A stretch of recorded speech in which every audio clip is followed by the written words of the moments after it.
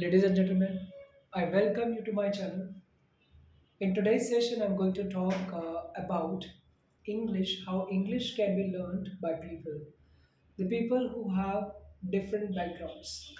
It is very easy to say that anybody can learn English, but honestly speaking, if I really look into the background of an individual, then I may come to know that the individual who started learning English maybe at a later stage. So, how can this person learn English so easily? Because this person will take time. And secondly, when an individual who has learned English at a later stage, of course, the person must have learned a vernacular or a local language. If an individual has learned a vernacular language where English was not taught to him or her, the person must have followed a grammar translation approach. And I don't find that the persons can improve English so easily. But don't worry, I do have some methodologies and approaches that can help you enormously to improve your communication skills irrespective of your background. So it totally depends on the methodology, and that is the reason the people are supposed to get qualified in order to become an English teacher. Just having a master degree in English cannot make a person a good teacher to teach a language. So, here, my dear friends, your experience matters a lot, and above all, your own passion, your own learnings, your own willingness to explore the language as a field. So, let us start the session. I warmly welcome you to this discussion. So, my dear friends, in this session, I'm going to discuss with you English for all. The topic is English for all, and I'm going to talk about the types of bilinguals. So, in the form of types of the bilinguals, I will be discussing with you what are the problems faced by the individuals and how to overcome such challenges or obstacles. Correct? So, if an individual is facing a problem to learn a language, so how the person can improve his or her language and how to overcome such a problem. Okay, so the first category here is, if I'm talking about types of bilinguals, the first category here is simultaneous bilinguals. When I say that an individual who is considered to be simultaneous bilingual, that means an individual was born in a society where he or she not only learned a local language, which is also known as a vernacular language, but also learned English at the same time. Now, tell me, when a person has learned two languages simultaneously and the second language was English, of course, the person must have become a good speaker in the language. The person must have become a proficient user. That means the person is having enough flexibility in order to express his or her opinions. Of course, simultaneously clearly indicates that when an individual has learned two languages simultaneously. Of course, a bilingual will be having a better command over the language, that is English. So that means when an individual has learned a local language and his or her parents also made him to learn English as a second language there, of course the person has learned and explored a lot English, and the person is has become a proficient user. He or she is independently can he or she can independently express his or her opinions. This is the way. The problems with them cannot be there in the as far as the English is concerned as a language, but the main problem is with those who have not learned English when they were when they were in their childhood. So the question is, what do we call them? When individuals learn English as a language at a later stage, we call them sequential bilinguals. Sequential bilinguals means the parents might have followed a strategy to make them to learn vernacular first of all, and then after a few years they realize that English is also important for them.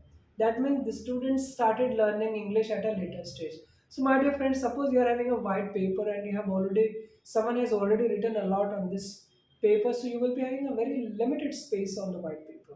That means you are learning language, second language, that is English there, when you do not have sufficient space in your mind. You might have, but again, I would say that you have already got immersed into the things whatever you were taught by them, by your parents and by your teachers. So in that situation, learning a language becomes quite challenging for the candidates. But honestly speaking, the people who are found to be sequential bilinguals, they also have got a very good score. They have been awarded an excellent score in the language exams like IELTS.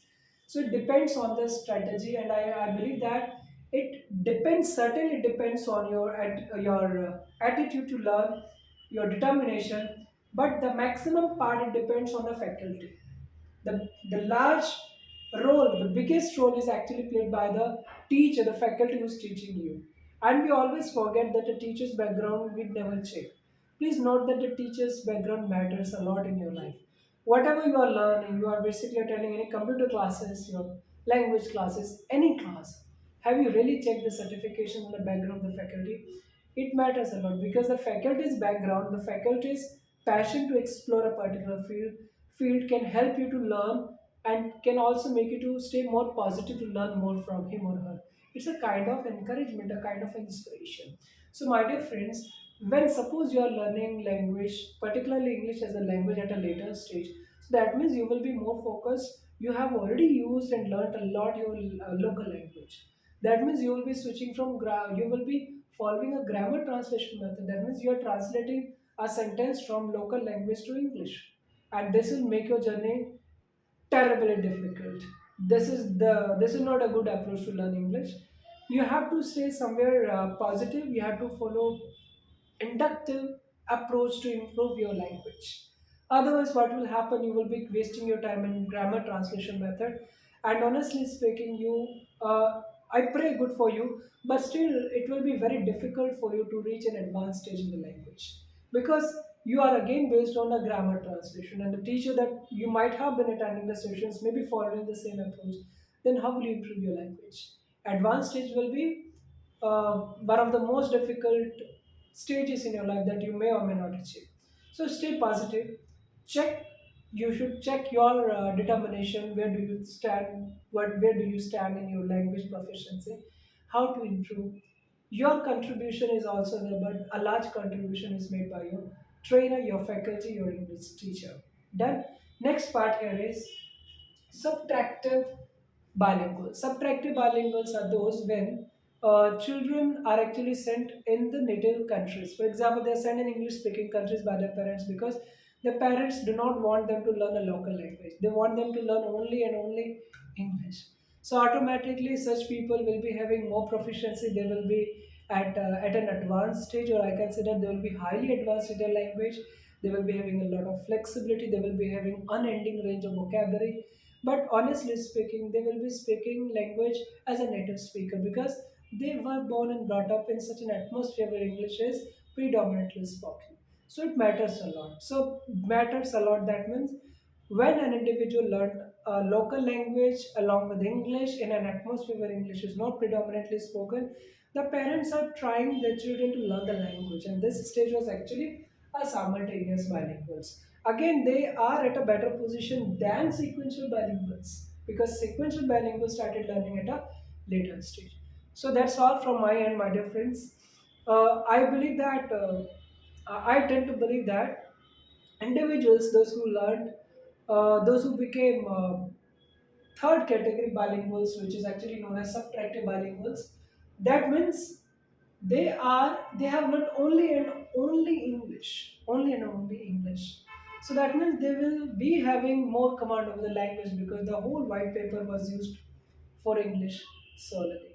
So this is the way the approach matters, and again, it is not in your hands because when you are a toddler, it is actually a decision of your parents, correct? So the parents' decision has actually made you a kind of made you to belong to a particular category of bilingual. Either you can consider yourself a simultaneous bilingual or sequential bilingual or a subtractive bilingual.